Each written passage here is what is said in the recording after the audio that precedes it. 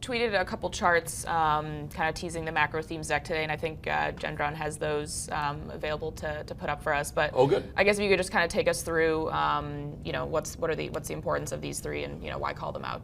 This one is a really good example of what actually happened to the data.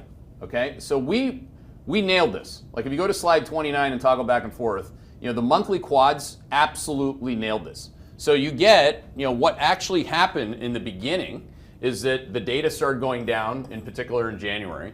Then it started to base, and then it took off again. So you got to this place where the first 5 months of the year, and again, of course, you went to all-time highs eventually on Qs, shortly thereafter. Now the pendulum's going to start to slow. Is the point?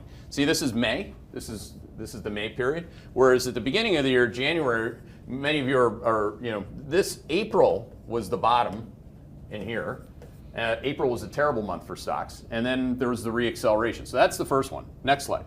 So what we do in this macro themes deck, of course, is that we go through all of the data. Now this one, this one had a lot of feedback on Twitter last night. They're like, oh, I thought it was going to be worse. So we're showing rich people against basically, people who have no money. But I don't think, which is typical of people, they'll look at a picture and they won't look at the actual words or what's on the X and the Y axis. What we're talking about is the top 1%. Now, admittedly, the team could have made that number a little bit more obvious so that it made it bigger so you could see it. But we're not in the business of telling people how to read, okay? So this is terrible. These people, this is again from 2007, don't forget, right? That's what they've been doing since 2007, and these people are crushing it. We got up to 16% of wealth in the country is in the 1% of the population.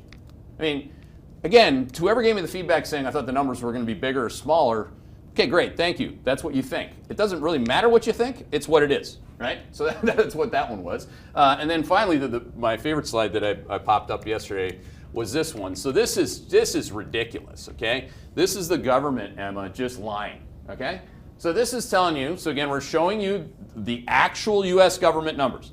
This thing called the CBO, the Congressional Budget Office, projected a deficit of 1.5 trillion, and they just released that number, and it's now 1.9 trillion. That is up $360 billion in 4 months. Now, I know that $1 billion isn't what it used to be, but to me, it's still a deal. Did your brother sign for $1 billion? No. No.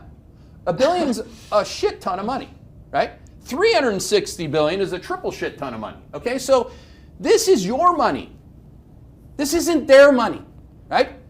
This is your money. You're the American taxpayer. I'm not talking, all of you aren't American, thank God.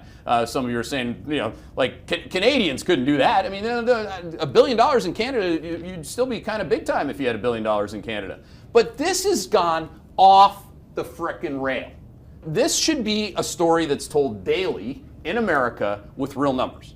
Because it's your money, and it's real, and it's ridiculous, okay? So that's what I have to say about that.